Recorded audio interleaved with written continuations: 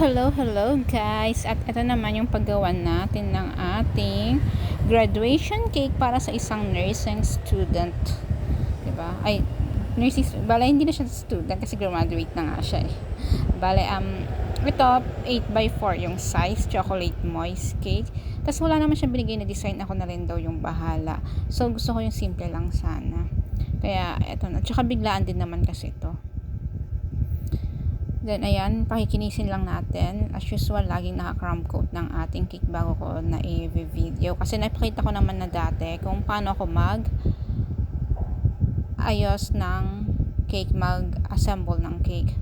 Then, ayan, nilagyan ko na lang din. After ko mapakinis, nilagyan ko na ng design. Yan yung heart. Parang gano'n siya sa mga, ang tawag na yung sa heartbeat ng, sa heartbeat, o, diba? Tapos, ayan. Then, maglalagay na lang din tayo sa ibabaw niyan. Gumawa kasi ako ng mga edible topper, mga fondant. Nilagay ko dun sa ibabaw niya. Ayan. Tapos, ayan, sa ilalim, naglagay lang ng konting design.